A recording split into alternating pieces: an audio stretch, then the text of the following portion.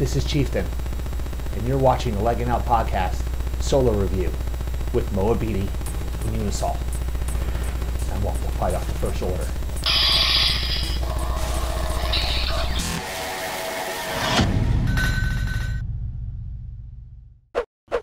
Thanks, Chieftain.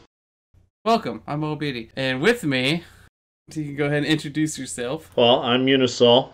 This is not a spoiler-free review. Alright, so today we're going to talk about the Solo, a Star Wars story. It is a good movie. As someone who's not a fan of Star Wars universe in general, it's just a fun movie to watch. It's got all the Disney characteristics in a movie. But the good ones, not the bad ones. Yeah. Like most of the new Star Wars stuff, they're trying to go on to their own history and backstory. There was what was called the expanded universe at one point. Once Disney owned the property, most of that just has been rewritten. And Han Solo is no different. There was a set of books published in '79 that started to explore Han Solo and Chewbacca's backstory. Also followed up by a set, and those were by Brian Daley. They were followed up by Ann Crispin's Solo trilogy, which further delved into his history. Essentially was a beggar and a pickpocket. And he didn't meet Chewbacca for a while, whereas, in the movie, things get sped up a little bit. And the stories change.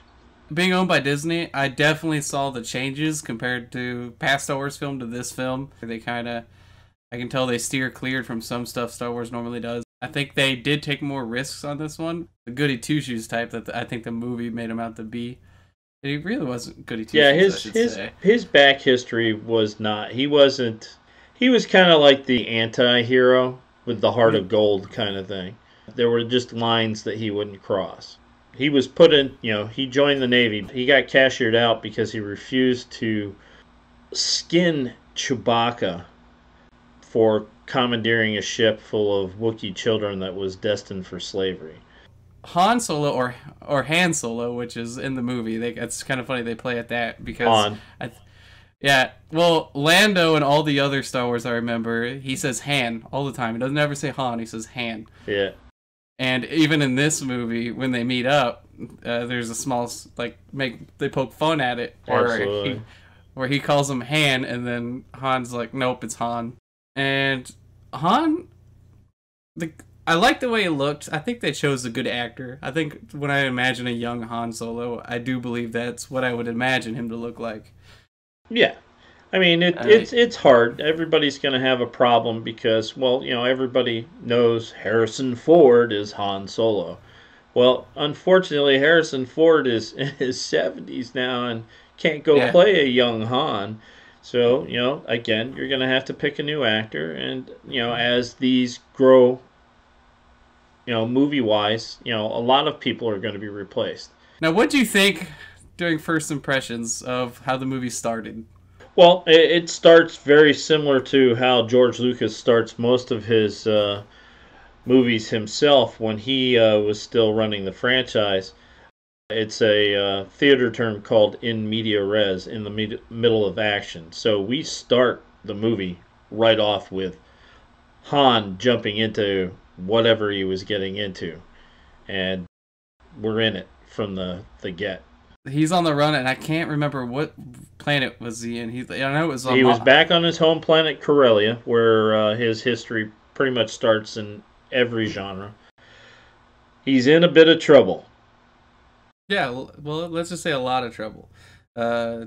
Case in point, he's supposed to broker a deal. Deal goes south. We don't actually see the deal happen, but we just see basically the aftermath, the tail end of it. Yeah.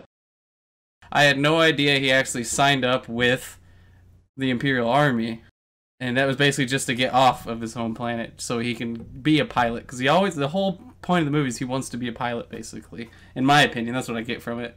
They really drill it in the first 15 minutes. He wants to be a pilot. Yeah, I mean, it's absolutely every time he talks about himself, I'm going to be a pilot. He's crashed a couple of planes already. Do we really still trust him with the Millennium Falcon? In his defense, they were speeders and he was being chased, so... And this is where He's an infantry now. He's being punished for being a little too arrogant and a little too cocky. This is where he meets the I want to say the second main character. He has about as much screen time as Han in this, which is Beckett, which is played by Woody Harrelson. So this movie, I believe, is going to introduce a lot of characters that people may have already knew about in the universe. So Beckett's one of them for me. I think he might have been mentioned somewhere. We see a lot of actors in it that's not in a lot of other roles. I mean, they've had some TV roles, but not really movie roles, with the exception of the guy who played Beckett, which would be Woody Harrelson. Well, there was also Tennedy. He's been in Knight's Tale. More famous for a lot of people will be Emilia Clarke from Game of Thrones. She played Kira, which was Han's love interest, I believe, right? During the whole movie. Paul Bettany, he played Dryden Voss. Dryden Voss, that's it. Yeah, Also from the history, Dryden has been in Han Solo novels, so. Just some character development with Beckett and Han and Chewbacca. There's a really touching scene where they're all sitting around a campfire and they're talking about, and they basically say, "What are you going to do with the money?" And then Han translates, because Han's the only one that speaks a Wookiee. Yeah. They're like, "Well, what did he say?" And he says he's trying to save his. He doesn't know if it's tribe or family. And then Beckett looks over and is like, "What's the difference?" Turns out Beckett is not entirely who you think he is right off the bat. And Han, having a kind of a criminal backstory himself, kind of picks up immediately what Beckett's or Woody Harrelson's point of being on that planet is. There's a lot of fun to be had. It makes you care for characters. Disney is really good at making you care for characters. And they even make me care for Lando, and I thought Lando was a scumbag from watching the other movies. Don't get me started on some of the reviews about Lando and Well, Lando is played by Donald Glover. Yeah, Donald Glover. And I like him. Young Lando. Looks good as a young Lando. Now, I don't think... When I imagine young Lando, I didn't think of him being as cocky as he is. Because he has an attitude where he's just the best at everything in this movie, which makes him interesting for sure. Yeah, he's kind of a snob, but it's played well. He definitely patterned off of Billy D. Williams a little bit. Now he runs his own character. I give you that. He is his own Lando. Don't think that he's just copying and pasting anything. Yeah. But he did take his cues from Billy D. Then we move on. Yeah, Han finds out about the job. Of course, you can tell that Han's original intention is he doesn't want to be in this war. He just wants out of it. So he wants to defect from the Imperial Army. Wants that big score, wants his ship, and he wants out. Yep.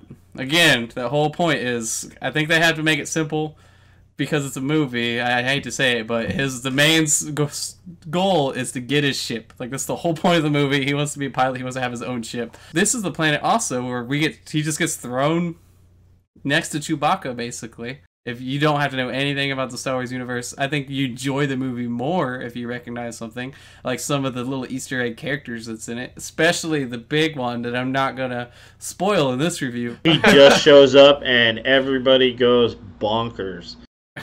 Yeah. I don't know about your theater, but in my theater, when that guy showed up, everybody was like, "Oh my God!" But also the planet they go to in Rogue One is referenced as a potential point to steal what they want to steal. It's a big heist movie. You can think of this as like Ocean's 11, kind of. Like, they're doing a heist. Yeah, that's true. It involves the Kessel Run, which obviously you need a fast ship. They make a lot of references. I mean, everything is covered. So you get Han, you get how he gets his name, you get how he meets Chewbacca, and at this point, he also gets the famous gun. It takes place before New Hope and after Revenge of the Sith. Great. Solid acting. Of course, Disney movies usually have solid acting. I say usually. Certain Disney movies don't. It wrapped up a lot of loose ends that were hanging out in the Star Wars universe. It tied it into everything. Everything up to the current movies from The Last Jedi to right on to stuff that was in the expanded universe, the Clone Wars, the Phantom Menace, and the earlier trilogy. It even actually ties into Rogue One. There is a specific secret character I want you to look for. I won't tell you who it is. He wasn't one of the main characters, but he was a subplot character. Forrest Whitaker. He was playing Saw Gerrera. One of his gang members is in this movie. I won't tell you which. You'll have to look for him. And I will say it's another character that's more towards the end. I'll give you that hint. Absolutely. I think that's pretty much, we covered it without letting too much get out. Well, this is Unisol, and I'm with... I'm Moabete, of course.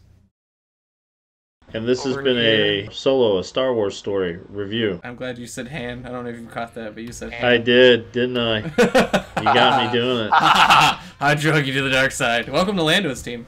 I'm Team Lando. I'm Team Chewbacca. Lando. If you enjoyed what you saw, be sure to like and subscribe. Join the Laggin Out Legion. We have a Discord community page if you want to come and hang out with me or just chat with anybody, really. Every once in a while I'll pop in to the voice chat and just hang out. And also the wonderful ladies of Laggin Out will be there most of the time too. So all links will be in the description below. Anyway, thank you.